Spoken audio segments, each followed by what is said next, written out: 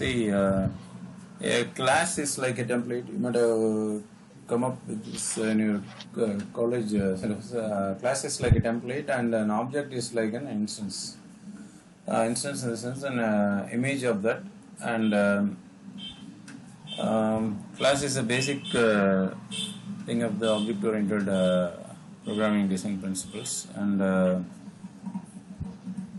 here you call a package in Java, whereas we call it as a namespace or assembly here. This is the namespace. Inside the namespace you will have classes.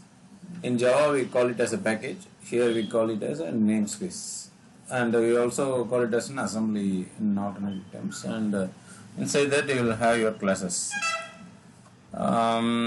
Actually, C++ supported multiple inheritance. Inheritance is a concept we will see later. Now itself in this class we will see. And inheritance is a feature wherein we inherit certain properties from the parent class. So in C++ it supported multiple inheritance, whereas in C# and Java you don't have multiple inheritance. You have multi-level inheritance. And you will have multiple inheritance. I mean, you have a concept called interface, which we will see later when I go into that. Here I have three classes: parent, child, and grandchild. So the parent is an individual class. The child class is inherited from the parent class, and grandchild class is inherited from the child class. So this is what I mentioned. This is multi-level inheritance. A to B, B to C, like that. Okay. Whereas you can't inherit from C from A comma B, like that you can't do. That's that will happen interface. Yeah, we can do with interface. That thing you can do with interface. See, a class will have should have a default method. Generally, it is called as a constructor. The constructor is a method which doesn't return anything, and it will be in the same name as the class name. And there can be more than one constructor. Here I have two constructors. This is called as constructor polymorphism. A polymorphism is a feature in object-oriented design principles which tells that there will be more than one definition for a single thing. Earlier I explained you the plus operator. Now for the same method with the same name it will do different things. Polymorphism is based on the number of arguments and type of arguments, and it is not based on the return type. Okay, I hope it is clear. I think we will see. Oops, we have a separate page, but as you are seeing object instantiation, I thought of explaining this.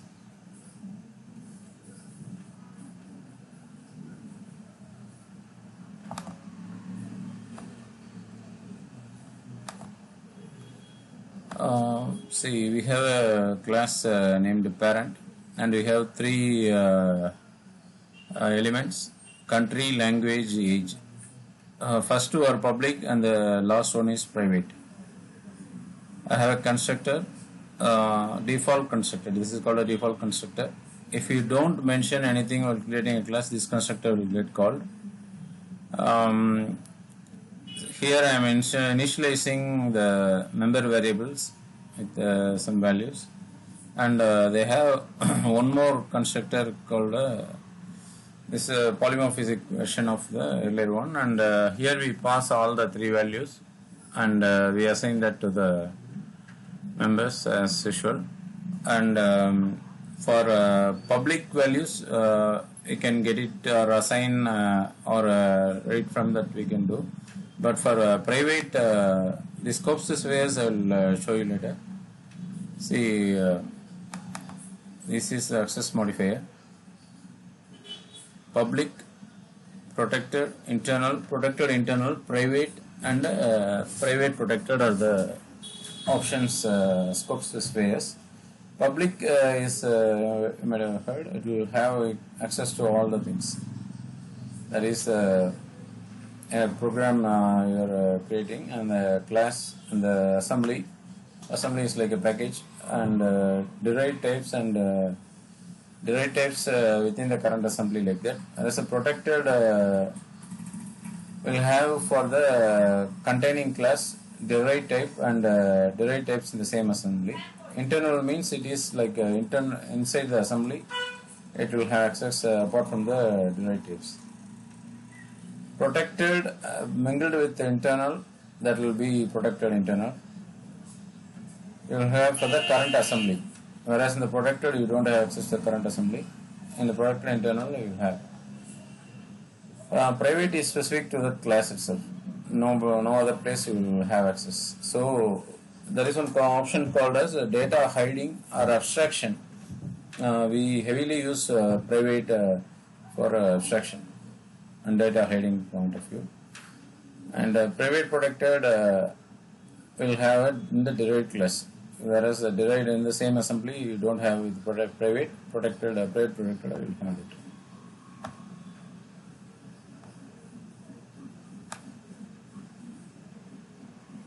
See, that's what I have mentioned here. Private is the code is only accessible within the same class. Public accessible from all classes. These four are the primary thing, and the last two which I showed in the image is the additional cover. Protected code is accessible within the same class or in a class that inherited from that one, and the internal is within the same assembly. See, as the age is a private variable, we should write a method. This is how we give data hiding or abstraction concept. This is a simple implementation for that. See, if you copy this code and you try, you remove this method and you try to access the age variable directly, you will get error. Even in Visual Studio it won't show you if you click it as a private variable, and it will throw in compile time error itself. So for every private variable you should have a public method to set value to that and get value from that. That's how generally we do. In modern day we have properties. I will show you that later. We have a concept called properties. It will be similar to this one. And here this sets the age, and this gets the age from that. These are the methods inside the parent class. The child class inherits the parent class. This is the inheritance symbol. Colon symbol will tell the it's inheriting from the parent thing, and we have two variables here. What type of child it is and where it is working, like grandparent, parent is working, the next generation is working, the company name it will ask. It has a constructor, and the grandchild inherits from this child, and it will have a school name as a variable. I hope it's clear, I think. Yeah. See, create a object. This is instantiation or object creation. You have to give name of the class, then the object name is equal to new name of the class. If you give this way, this will call the default constructor, and the default constructor directly assigns value to it.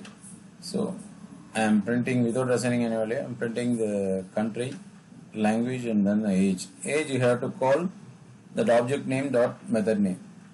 You try directly calling, it will show compile time error itself.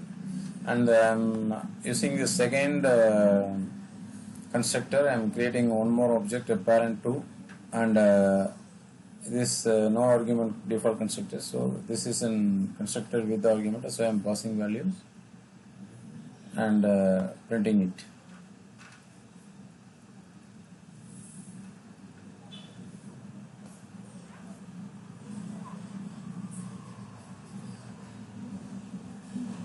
And third thing, I create and then I assign some specific values separately. Apart from the constructor initialization, I assign it separately. This is how we do.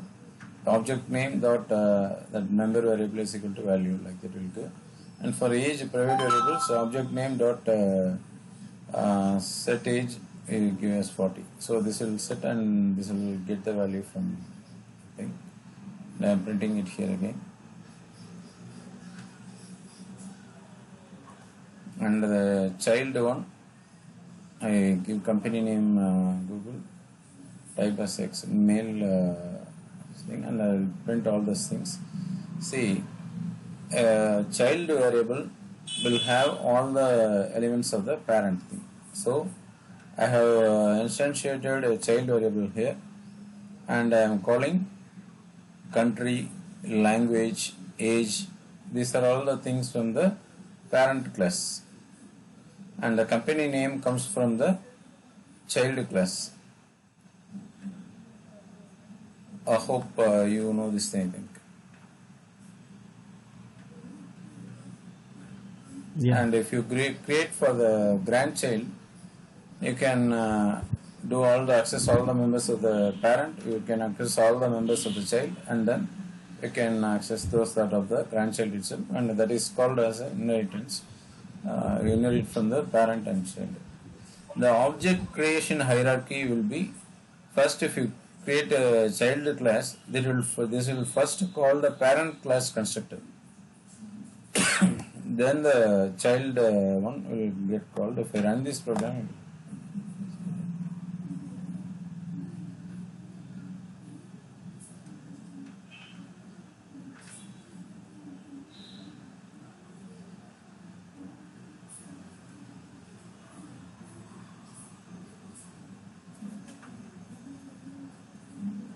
see first the parent class is getting called default constructor, and then the second version constructor with arguments, and the third one is what we manually assigned initialized, and then the last thing I am calling the child class, but while I am calling the child constructor, first of all the parent constructor is getting called.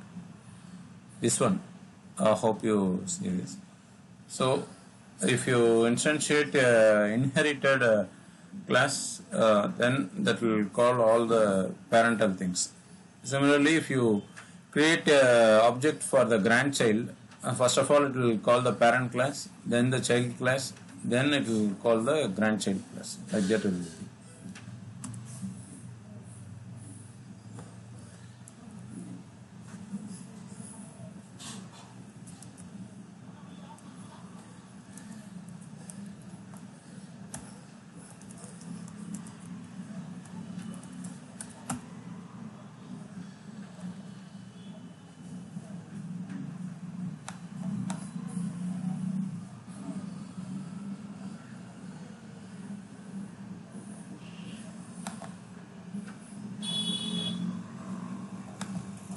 Hello.